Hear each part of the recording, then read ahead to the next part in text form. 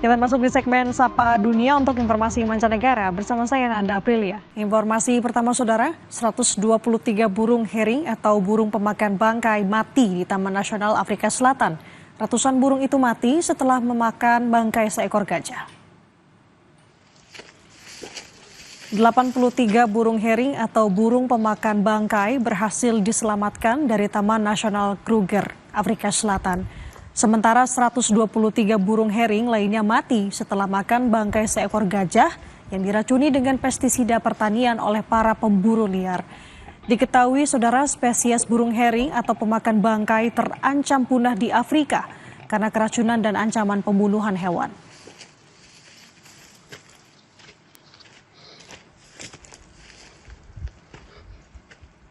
Setelah mengalami kekeringan baru-baru ini, Somalia kini dilanda banjir.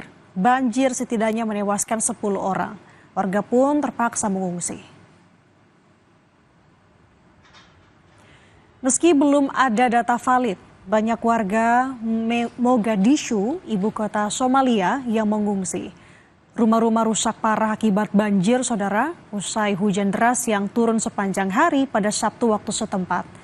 Sedikitnya 10 orang tewas, padahal negara tanduk Afrika itu telah mengalami kekeringan baru-baru ini. Dan penduduk setempat menyatakan kaget dengan hujan lebat yang turun sepanjang hari. Hujan lebat selama hampir 8 jam disebut pertama kalinya turun dalam 40 tahun.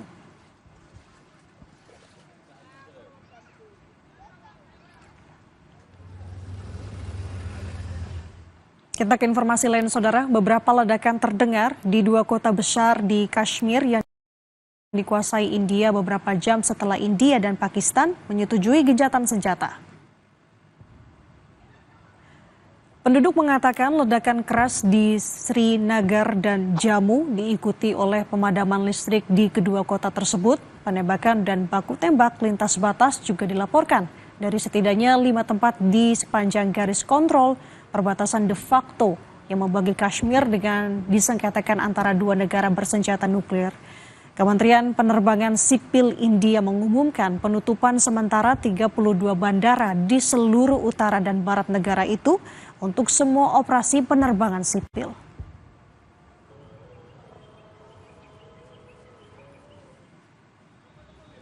Sebelumnya saudara, penduduk India bersukacita setelah India dan Pakistan menyetujui gencatan senjata pada hari Sabtu menyusul konfrontasi militer paling serius antara kedua rival bersenjata nuklir tersebut dalam beberapa dekade.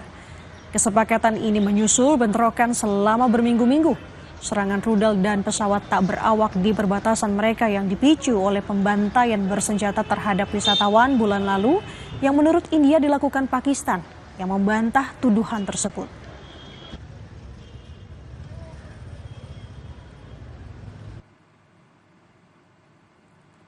Konflik India-Pakistan semakin memanas. Pada Sabtu, India melancarkan serangan rudal ke 3 pangkalan udara Pakistan.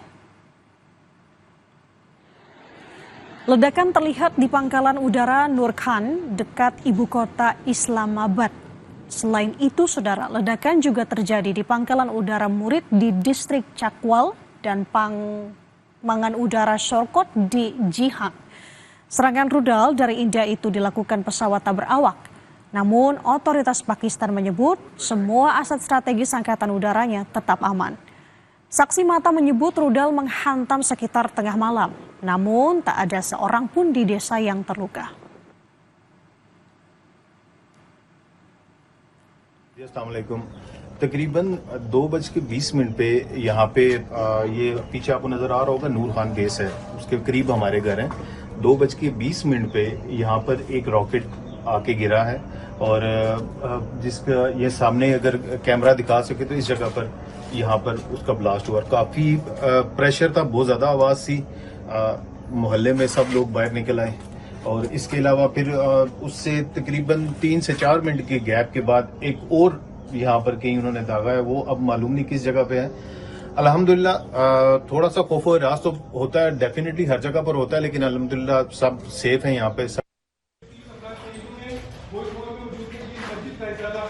Pada jam-jam sunyi sebelum fajar, Rabu 7 Mei lalu, kota Murudke di Provinsi Punjab, Pakistan menjadi sasaran serangan rudal India.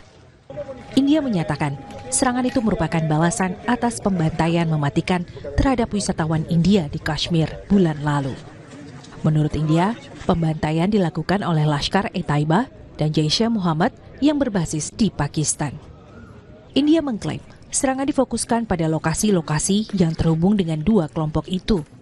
Secara keseluruhan, India menyatakan telah menyerang 24 target, termasuk lokasi-lokasi yang diduga digunakan untuk merencanakan serangan, salah satunya pembantaian 26 turis India pada bulan April lalu. We've now seen overnight the striking of, I believe, 24 different targets in Pakistan and Pakistan-administered Kashmir that the Indian government says are affiliated with a series of what it considers terrorist groups. So the Lashkar-e-Taiba, the Jaish-e-Mohammed, the Hezbollah Mujahideen. And these are groups that, in the UK are prescribed, the UN has them on watch lists, and they've been responsible for a number of very high-profile attacks, most notably the 2008 attacks in Mumbai.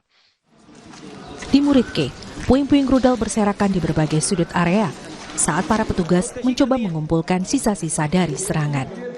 Salah satu rudal India juga merusak sebuah masjid di dekat bekas kompleks Lashkar-e-Taiba dan menewaskan 13 orang. Serangan lainnya menghantam sebuah madrasah di Bahawalpur yang dulunya terkait dengan kelompok Jaish-e-Muhammad. Militer Pakistan menyatakan setidaknya 26 warga sipil tewas dalam serangan-serangan itu, termasuk perempuan dan anak-anak, dengan puluhan lainnya mengalami luka-luka. Tidak hanya kerusakan infrastruktur, dampak kemanusiaan dari serangan itu sangat dirasakan. Prosesi pemakaman telah dimulai untuk beberapa korban tewas, termasuk mereka yang menjadi korban di madrasah yang menjadi target di Murudke. Di India, latihan siaga serangan udara juga semakin ditingkatkan. Pihak berwenang bersiap menghadapi kemungkinan eskalasi lebih lanjut. Pelajar dan warga sipil kini turut ambil bagian dalam latihan tanggap darurat. Ketakutan bukan hanya pada aksi balasan, tetapi juga potensi serangan bisa berkembang menjadi konflik berskala penuh antara dua negara bertetangga yang memiliki senjata nuklir. India menamai operasinya Sindur, merujuk pada bubuk merah yang dikenakan oleh perempuan Hindu yang telah menikah sebagai simbol mengenang para janda dari pembunuhan massal di Kashmir bulan lalu. India terus melatih tim tanggap darurat, mempersiapkan satuan pertahanan sipil, dan memperkuat kesiapsiagaannya di berbagai kota, dari New Delhi hingga Hyderabad. The submarine fleet turning to the Navy is in a dire situation. They've been under their target a number of boats for decades. And again, the ones that they are acquiring are slow in coming, and they're beset by delays. So you end up in a situation where, although on paper India seems to have more money spent on military modernization, that Pakistan might actually be moving ahead slightly quicker than India actually is. Di Karachi, Pakistan, para demonstran mengecam serangan India. Pakistan telah menutup perbatasannya dengan India dan mengusir para diplomat. Pemerintah Pakistan menuduh India membunuh warga sipil dengan dalih yang tidak berdasar. Serangan India dan korban sipil yang berjatuhan menimbulkan eskalasi terburuk di kawasan itu sejak tahun 2019. Dunia kini menyaksikan dengan penuh kewaspadaan, menunggu langkah selanjutnya yang akan diambil Pakistan. Saudara, simak kunjungan Perdana Paus Leo ke-14 keluar Vatikan usai terpilih dalam konklav pekan lalu. Selengkapnya sesaat lagi.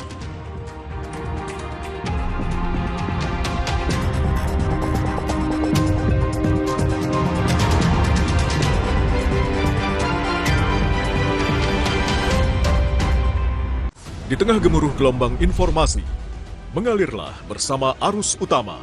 Halo, apa kabar saudara? Berita utama akan menyajikan sejumlah informasi menarik. Melangkah tegap dengan berita terpercaya.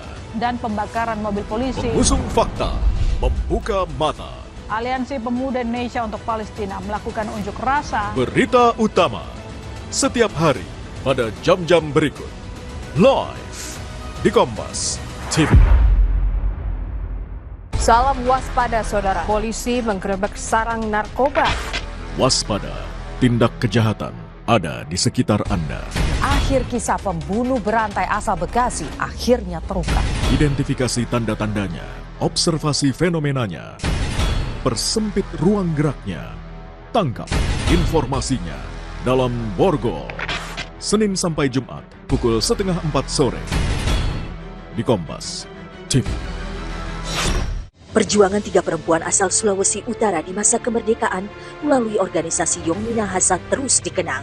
Stinche Tikoalu Adam, Yohana Tumbuhan Masdani, dan Albertina Yohana Helena Kandam turut terlibat dalam pergerakan nasional Indonesia. Simak sepak terjang mereka di Perempuan-Perempuan Nusantara, Perempuan Minahasa dalam pergerakan nasional Indonesia.